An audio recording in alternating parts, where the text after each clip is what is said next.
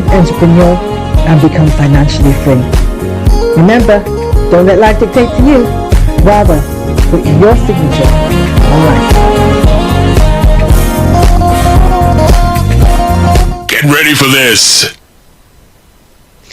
Good afternoon, everybody, and welcome once again to the Bebe Means Business Show. So glad that you're safe and well and you're able to join us again today. For those of you who don't know who I am or you're joining us for the very first time, I'm your host, Bebe Clement, and you are welcome to the Business Show of the Week. This is the place that you come when you want to get all the information and all the advice and the tips that you need to be successful in business and to become ultimately financially free.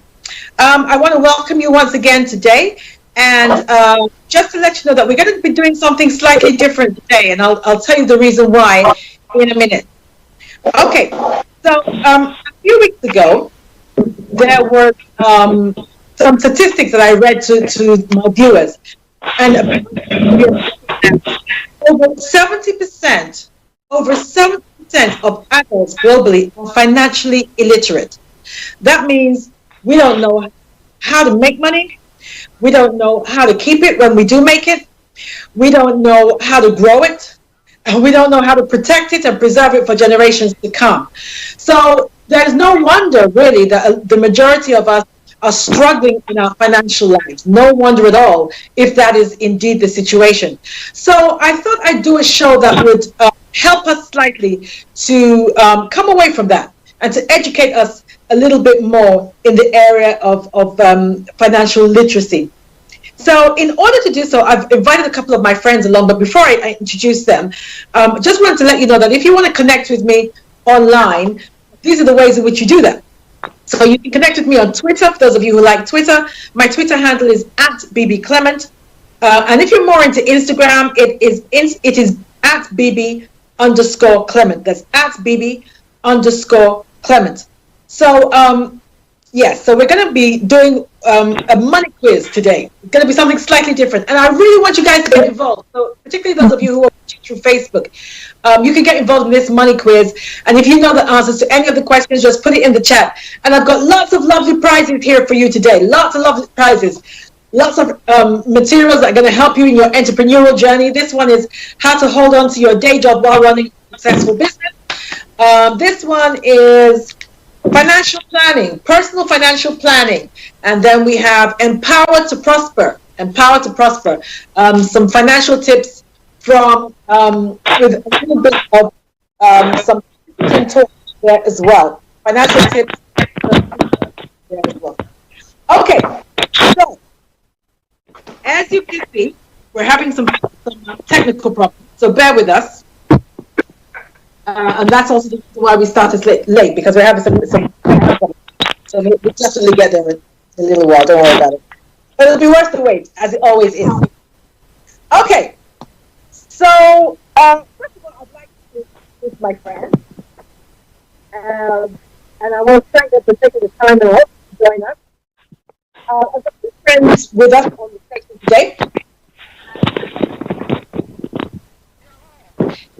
Bebe, do you want to go first? Ladies first. Do you want to go first? Bebe, do you want to introduce yourself and tell us what you do? Yeah, hello all. Bebe, thank you for the invite. I'm quite delighted to be here. I think you've mentioned, I belong to one of the groups you have referred to. Like you said, some know how to grow, some don't even know how to grow, some grow and don't know how to protect. You know, I kind of belong to one of it, but my name is Iyere. I work for the Caribbean and African Health Network as the locality engagement lead, covering Bolton, Berry, and Wigan. Basically, it's about bringing the community, the Black and Caribbean community together. Yeah, thank you. Hope that is enough. Yeah. Thank you for taking time out of your schedule to be with us. Thank you. And Kay, do you want to introduce yourself? Kay, you're looking upside down. I'm not sure if that's how you're okay, there we go. Okay, so Kay, do you want to introduce yourself? Well, thank you very much, everybody. Dear listeners, my name is Kayode Olati. Bebe, thank you for inviting me. I think your record, the record you told us earlier that you read, that's 70% of the world population are financially illiterate. I think that record is wrong. I think we are more than that because, as you know, I'm the president of that club. So our membership record says that it's wrong. So I think about 70%, right?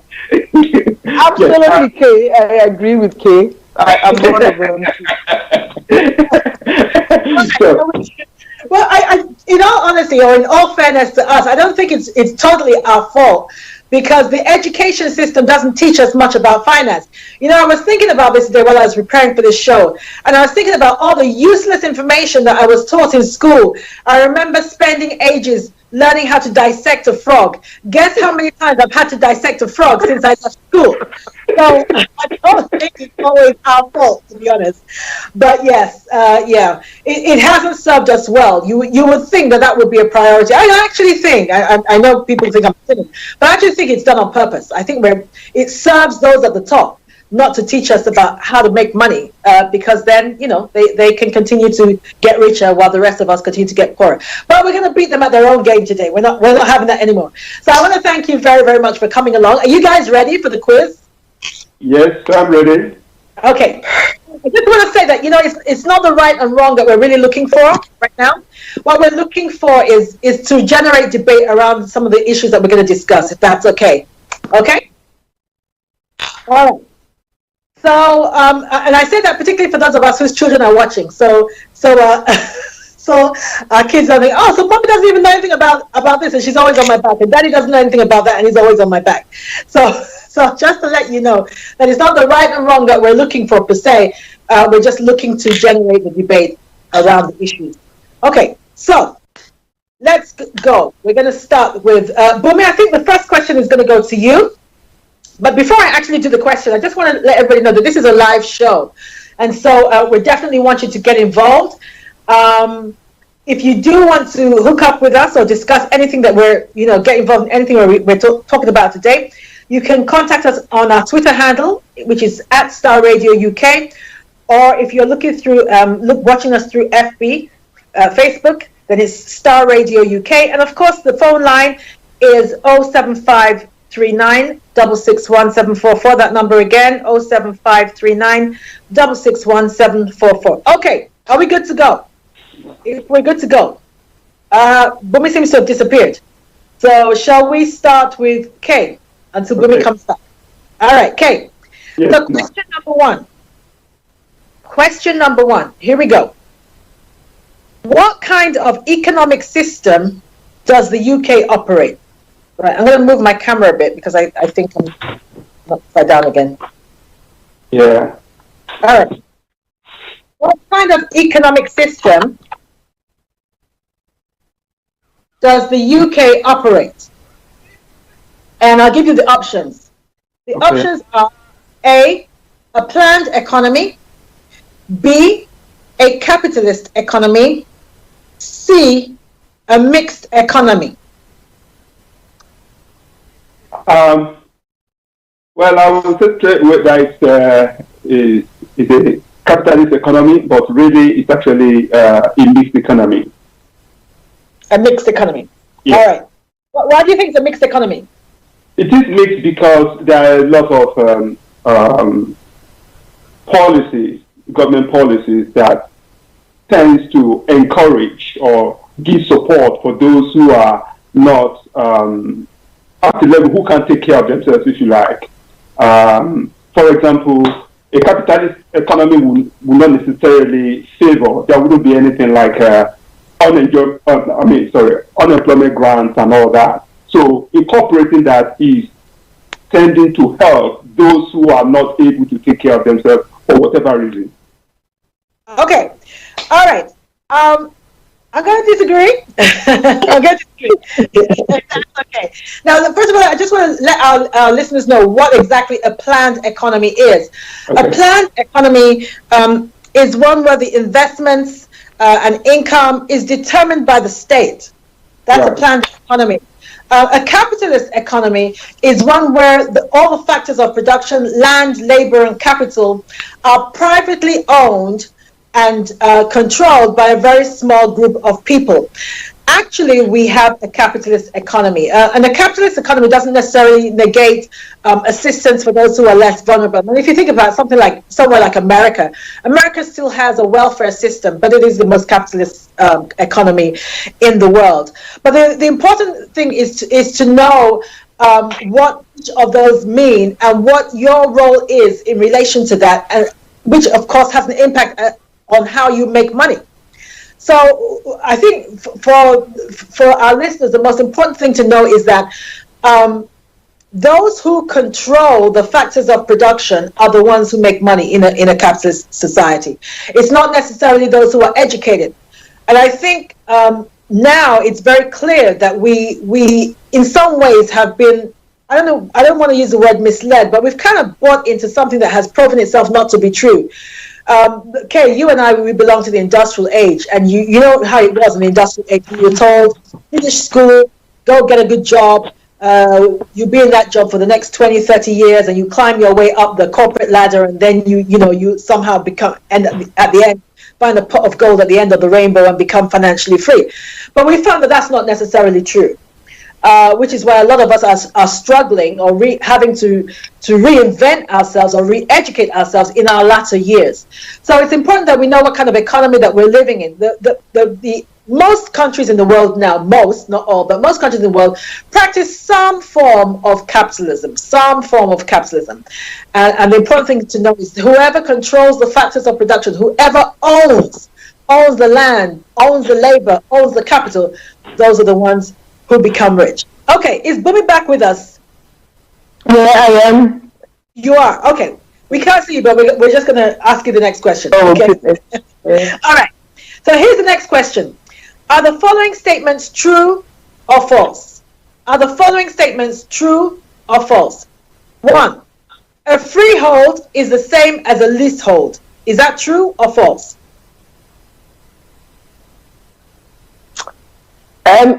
I think it's false. It's false. Okay, Kay, what do you think? False. It's false. Okay, yep. A 99-year lease affords the same rights as a freehold. Bumi? A 99-year lease affords the same rights as a freehold. Is that true or false? I would say it's true. It's true? Okay, what would you say? I think it's true too. You think it's true. Okay, and the third one is a leaseholder must agree to a change in service charge rates for them to be introduced. A leaseholder must agree to a change in service charge rates for the freeholder to introduce them. Is that true or false? For me?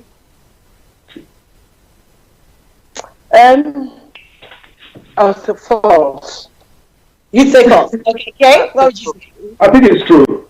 You'd say it's true. Okay, so let's go back over all of them. So the 3 questions were this. A, are the following statements true or false? A was a freehold is the same as a leasehold. And Bumi said that's not true. And Kay said that's not true. And you were correct. They are not the same at all. Do we know what the difference is?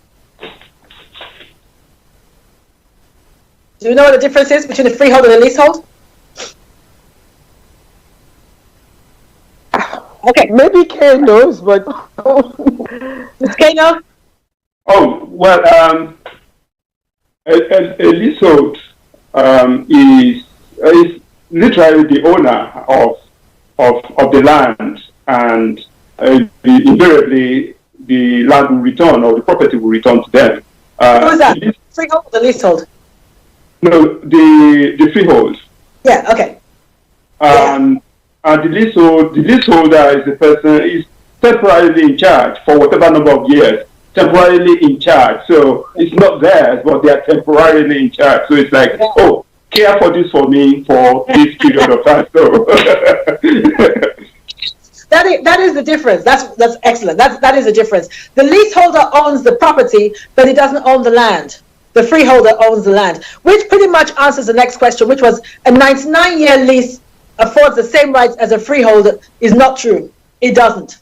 It doesn't. Because just like you said, Kay, after 99 years, the freeholder is going to knock on the door. Even if you have passed that property on to your children or your grandchildren, one day will come that freeholder will knock on somebody's door and say, can I have the keys? Because it's not the same. Even a 999-year lease is not the same as a freeholder.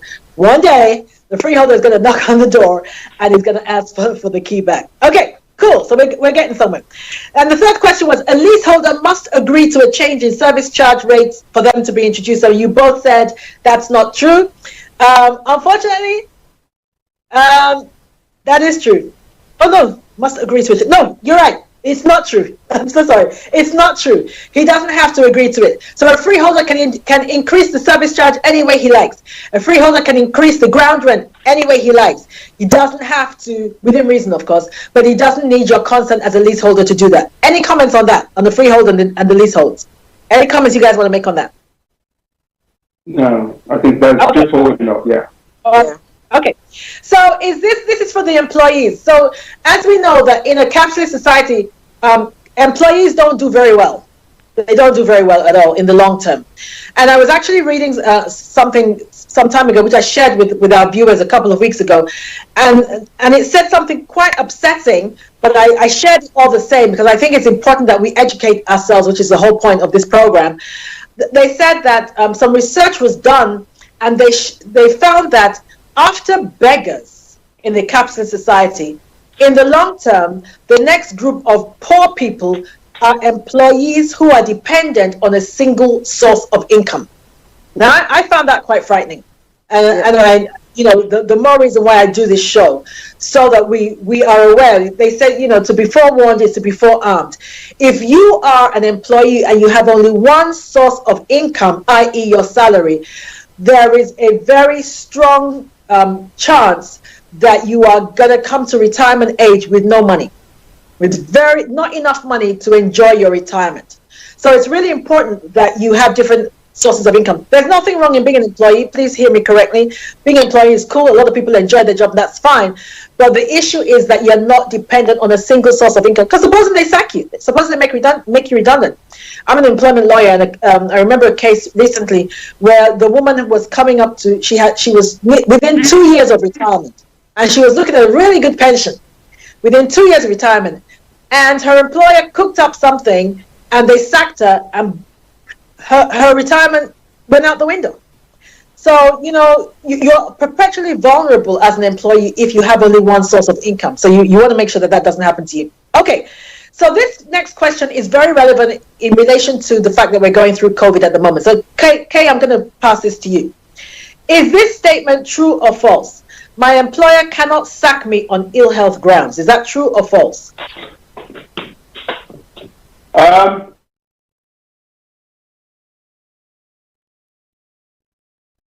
It's false. It's false. Yay! Okay, so yes, your employer can sack you. I remember I was doing a show recently, and somebody was asking me, could my employer sack me because of COVID? If I have COVID, then surely they can't sack me. They can.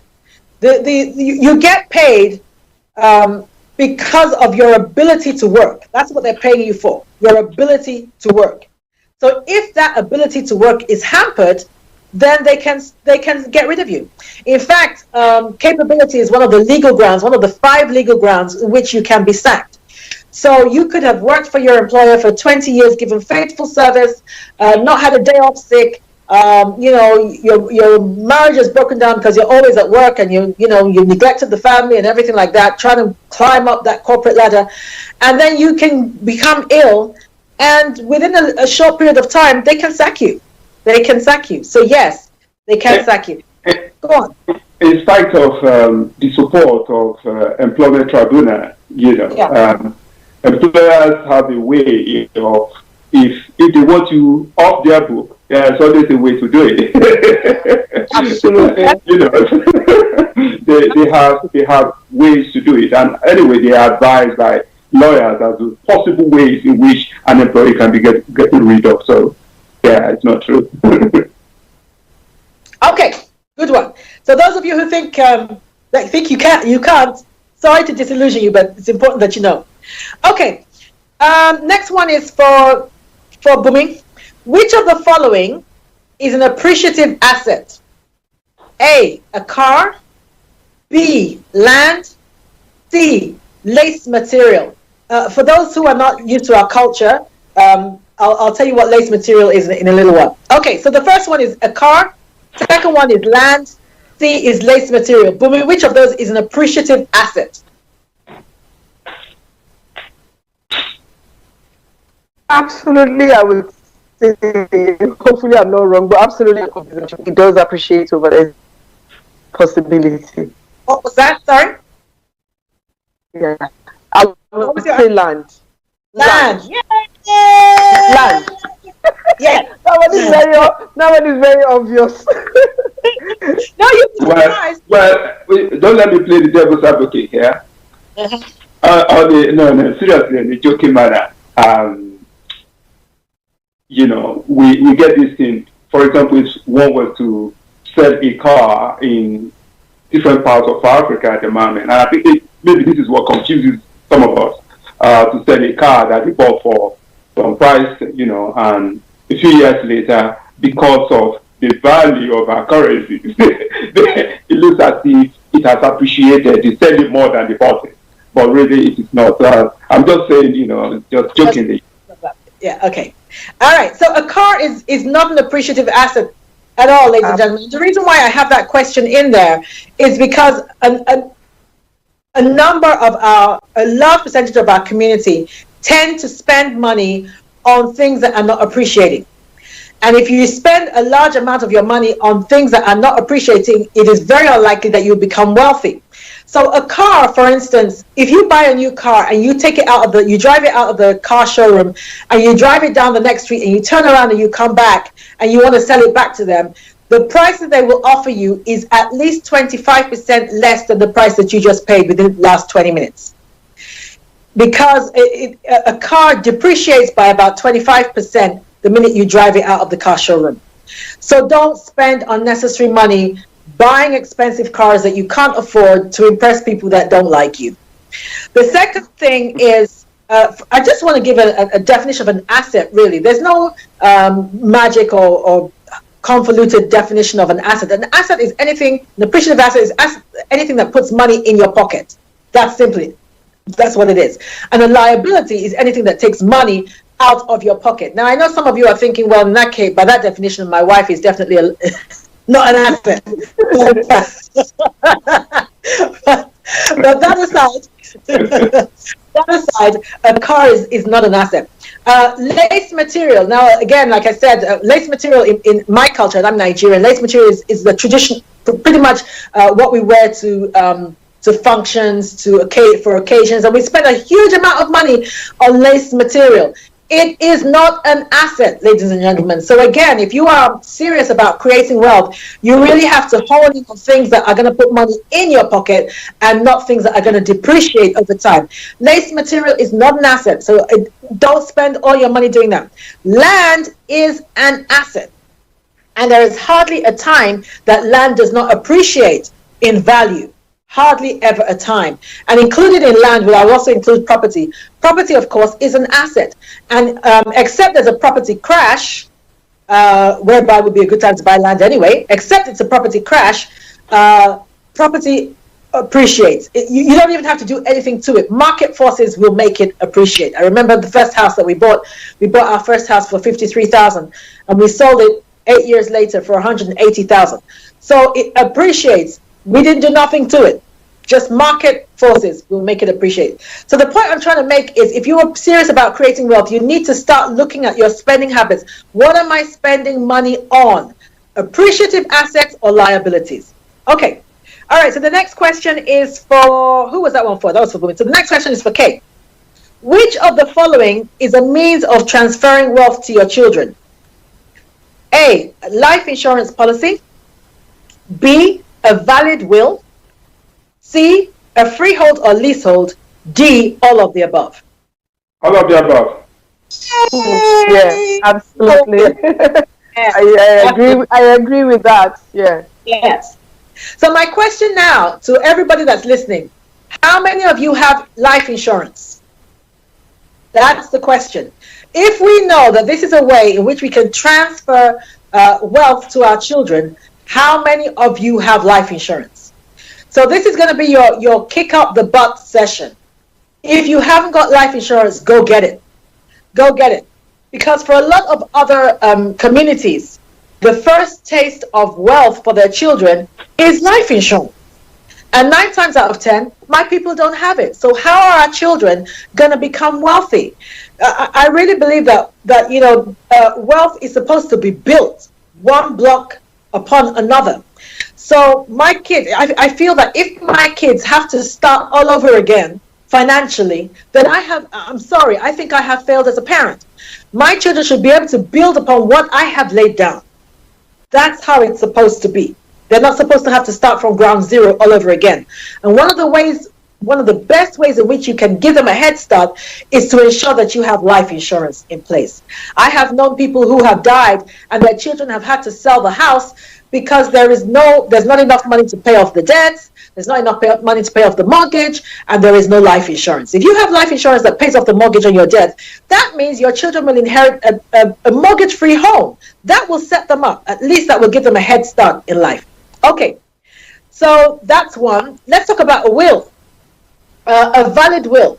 Now, if you die intestate, dying intestate means you die without a valid will, and a valid will is one that has been witnessed and is signed and dated by someone of sound mind. So you have to make sure it's not enough to just write it out and put it in your cupboard. It must be signed, dated, and witnessed. So if you die without a valid will or intestate, the government can take up to 40% of everything you own. I need you to hear that. I really need you to hear that. Because what is the point of you working like no man's business only to have the government come in on your death and take 40% of what you've worked for? So it's important that you have a valid will. Doesn't matter how much or how little you have, don't worry about that, but make sure you have a valid will. Okay, and the freehold, leasehold we've already talked about, and of course all of the above are a way in which you can pass money or wealth to the next generation. Okay, the next question. Question number 6. We're not going to take any breaks because I think this is important. I want us to get through this. Question number 6. Boom, is it your turn? Okay. Okay. We're doing great, guys. We're doing great. All right. So when starting a small business, and as you know, a small business is one of the ways in which you can build wealth. When starting a small business, which of the following do you need? All right. A solicitor. B, an accountant or a bookkeeper. C, a secretary. D, your pastor. So which of these do you need when you want to start a small business? A solicitor. B, an accountant. C, a secretary. D, your pastor. Which of these do you need, Wumi? I would say an accountant. That's what I would say. I don't know if he's right, but an accountant, yeah. Yeah. Yes, I agree. You either need an accountant or a bookkeeper, yes. I think you'd also need a solicitor as well. I would encourage you to have someone look over the legalities of your business. Also make sure that it's the right model, because sometimes people start a business and there's nothing wrong with the business, but they go under because it wasn't the right model or it wasn't the right fit for them. So it's an idea to get a solicitor to have a look at it. Particularly if you're going to get premises, then I would encourage you to have a solicitor look over the lease at least for you. Oftentimes we get ourselves into trouble because we haven't had professional services. And the reason why I have that question in there is because oftentimes my people don't understand the importance of professional services. They think that they are expensive. They're expensive for a reason, ladies and gentlemen, but they save you a lot of time and energy and dismay in the long term. So it's important that you have them. And Bumi, you're right. You don't necessarily need a secretary. No, you don't. But here's the big one, particularly those of you who are of the faith. Many of you think you need your pastor to pray for 6 months, or to lay hands on your business plan, or to even sanction the business. I've known people who have walked away from a good or a viable business because their pastor was in disagreement with it. Now, I'm not saying you shouldn't listen to your pastor. That's not what I'm saying. But it should not be the deciding factors, particularly if he doesn't know anything about business. You should watch where you're getting your advice from. So you do not need your pastor to sign off on your business dreams. Okay. All right. So number 7. Whose turn is it? Okay. Here we go. So when you are starting a business, which of the following steps are imperative or essential for you to succeed? A, you must do your market research. B, you must identify your client base. C, you need a large amount of funds. D, you need business premises.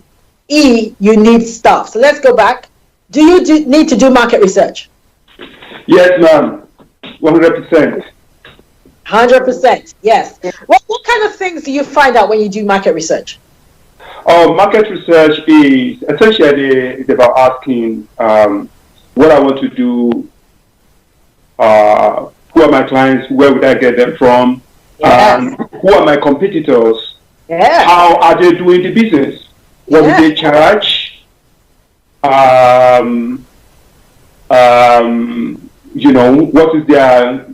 what is their unique selling point, what is it, why do people buy from them?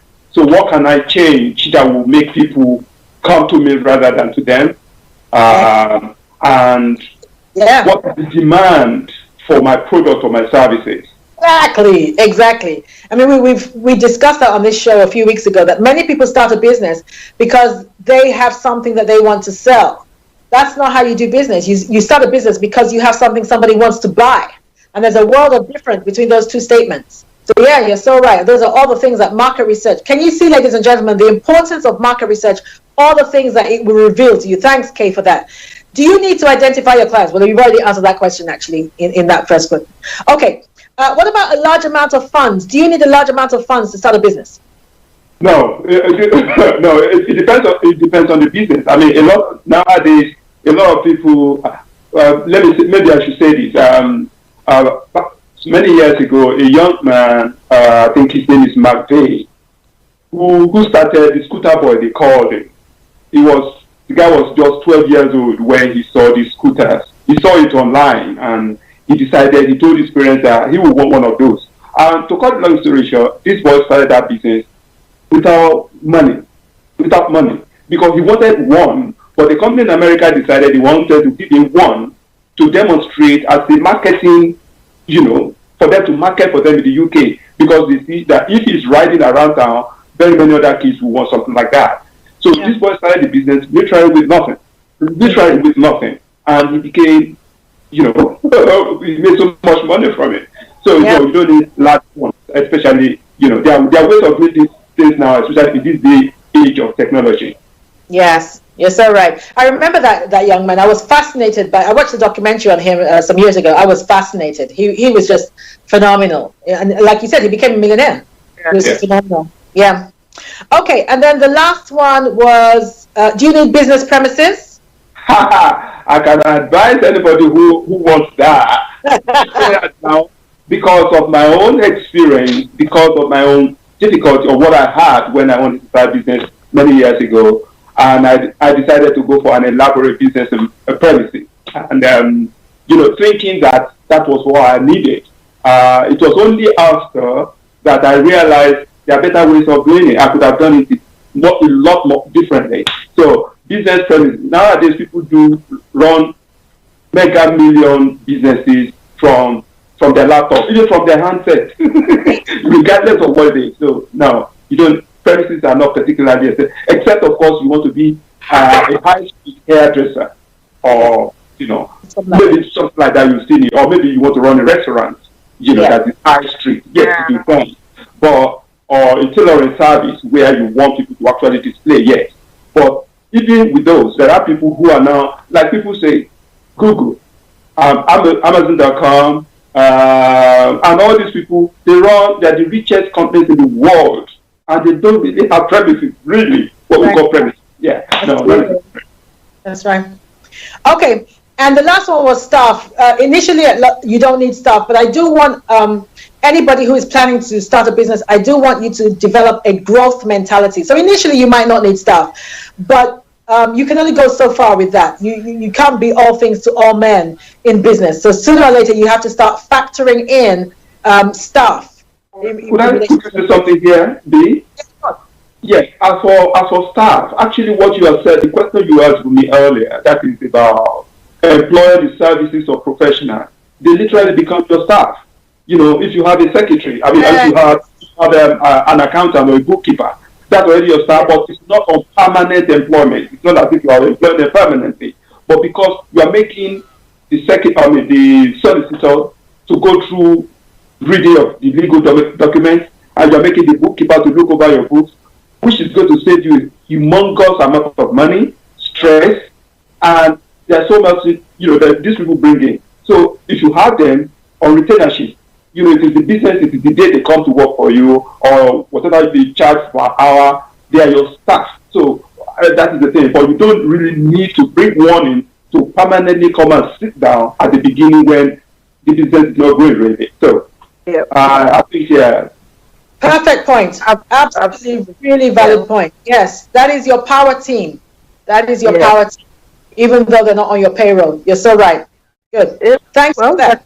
They're kind of on your payroll, if you know. Okay. No problem. That's what I think. Yeah. Okay. All right. Cool. Okay. So the next question is for Bumi. Indicate true or false for the following statements. A sole trader is a person or business entity that is owned and run by one individual, or a sole trader is a person who is his own boss and does whatever he feels like doing at any time, or a sole trader is a person who works for himself at his own pace and with his own style. The A and the C is a bit confusing. The B is out of it. Okay.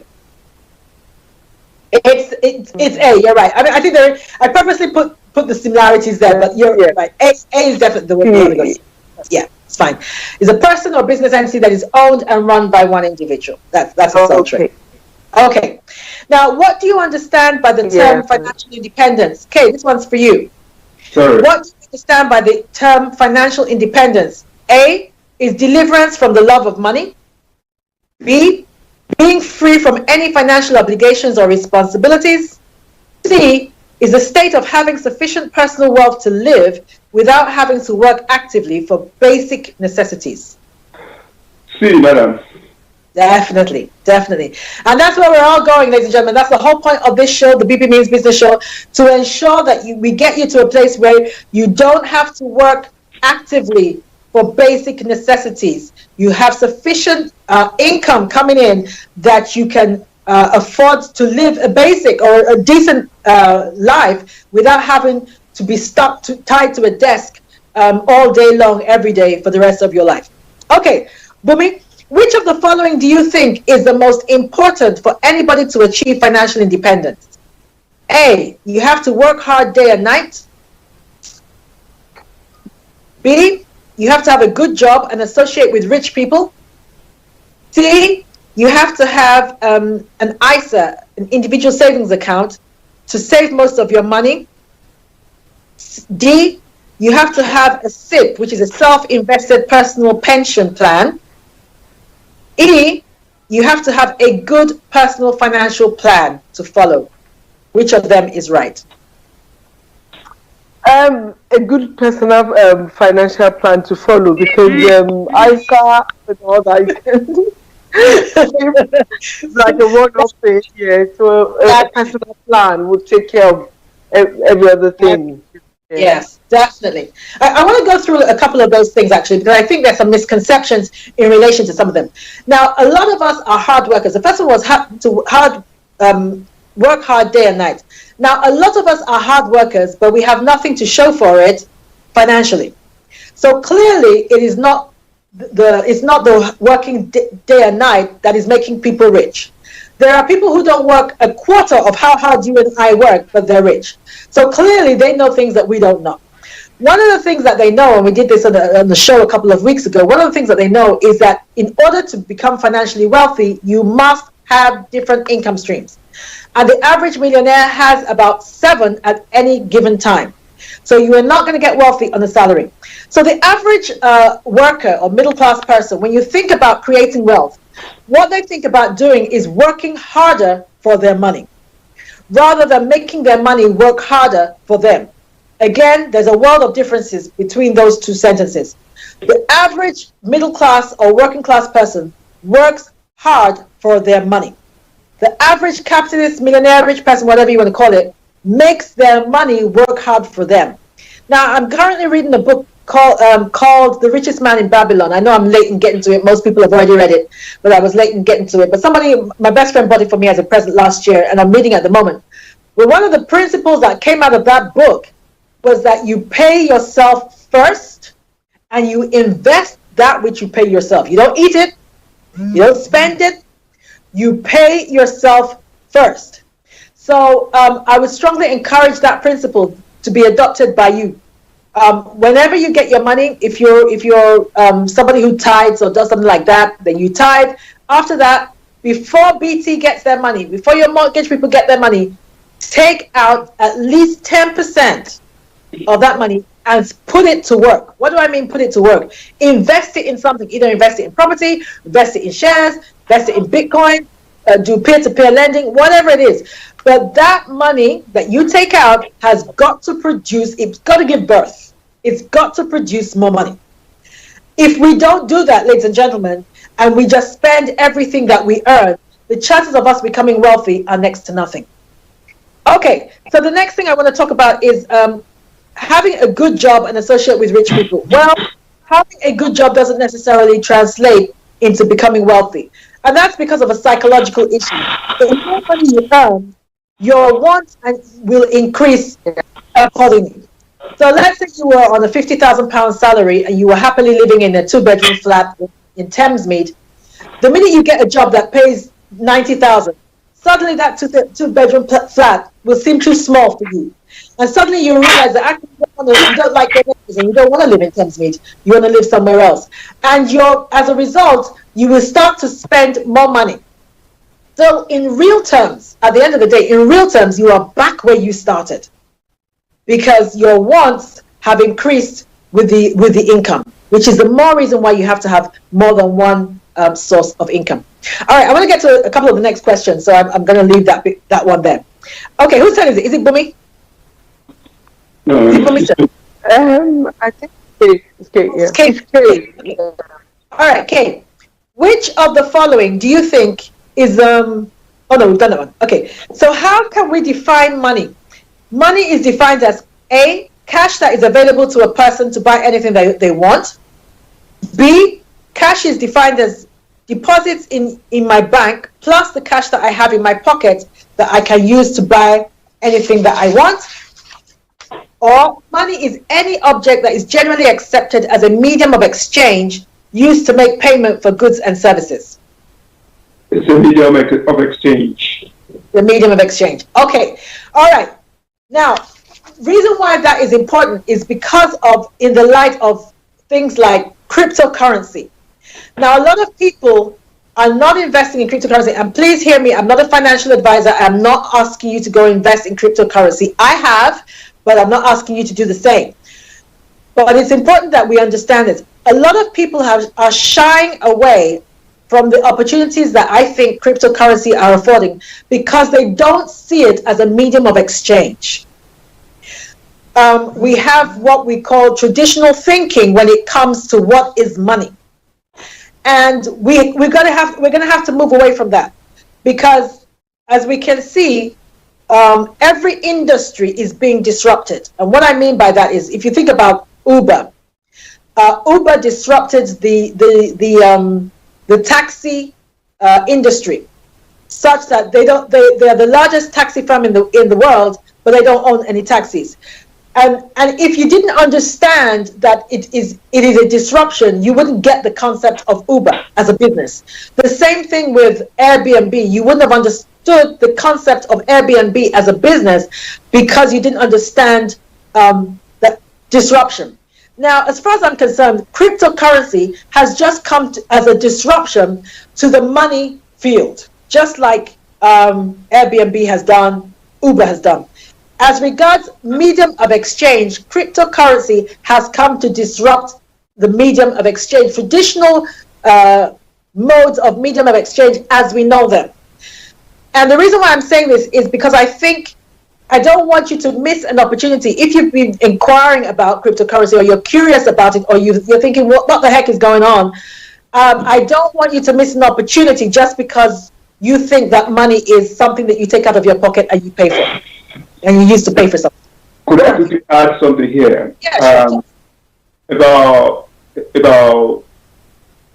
maybe about 10, 7, 8, 9 years ago, I was in Nigeria and I was speaking to my friend's son, who was 13 at the time. This boy, his knowledge of computing was incredible. So, and he would get into places on the internet that he called the dark internet. That was where this young boy was operating then. The parents didn't understand it. They were even doing everything to dissuade him, and I was encouraging them. So this was sat me down one day. I was telling about cryptocurrency. This was 2013, and a 13-year-old boy was telling me about cryptocurrency in 2013. I was saying, I listened to him, and he was telling me, "Uncle, if you give me some money, blah blah blah blah blah." So then I read about cryptocurrency. I went online, I read it. I went some places about it, and I read what bankers were saying that it is rubbish. It is this, it is that, more like a scam.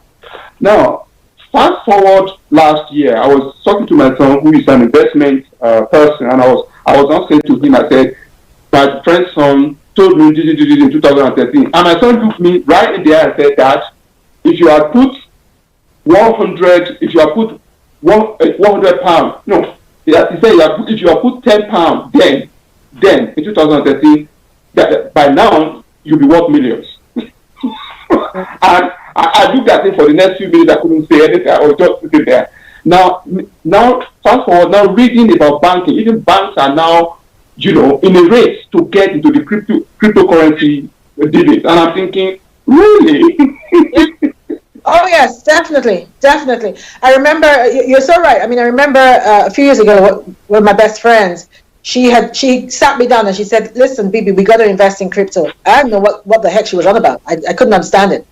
And she gave me the concept, and to me, it sounded like the emperor's, new clothes. It just sounded like this is not real.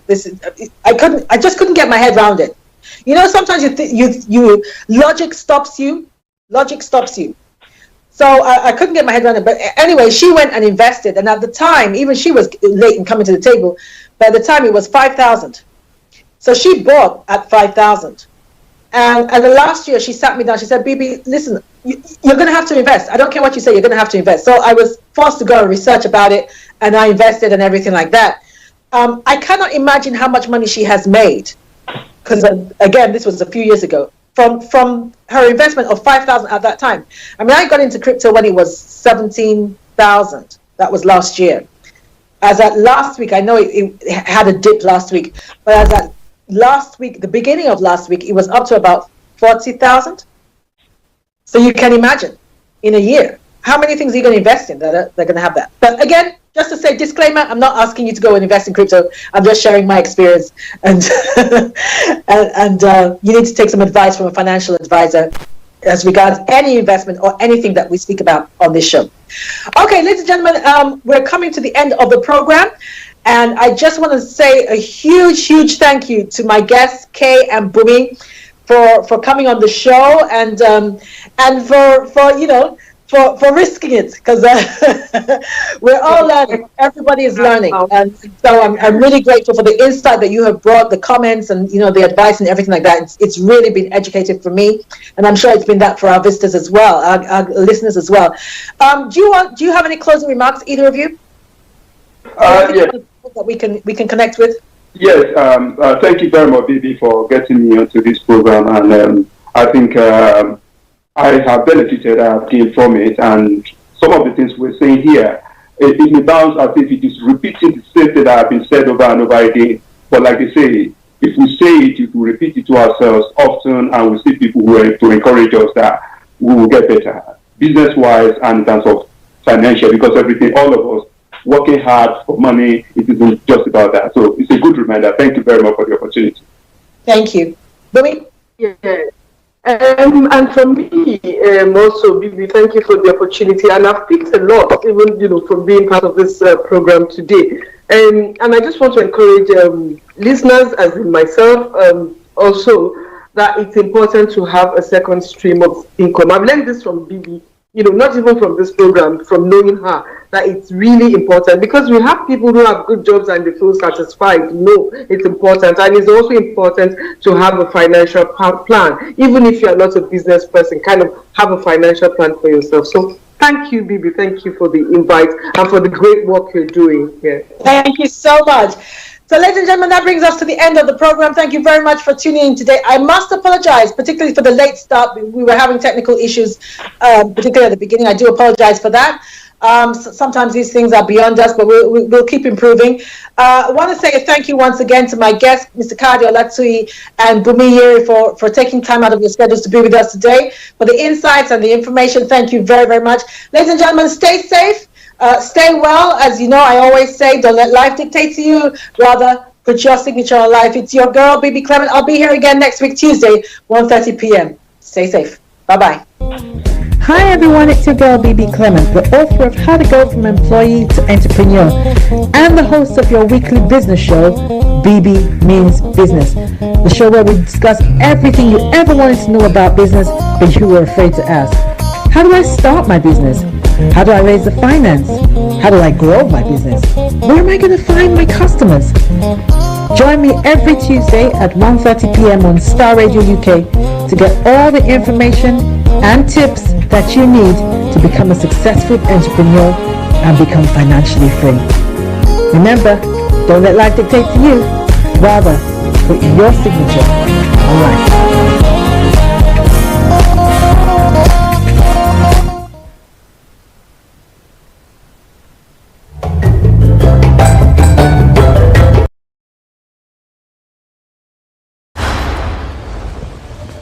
Okay, I see you. Okay, let me see you, Cherry Hill. Yeah, now take it back. Let me see you rock off, shake off, shake off. Let me see you rock off, rock off. Let me see you kick right, now kick left, now step forward, now step back. Lucasade, bring the energy. This is a Saddleback Church podcast. There's a phrase from the back of a book that caught my eye. It says, "How we hold and carry our memories, good and bad, is a part of what forms us spiritually." Whoa. Now, memory is universal. We all have memories that form us, that shape us and influence us, and often in ways that we don't even notice. But what happens when we turn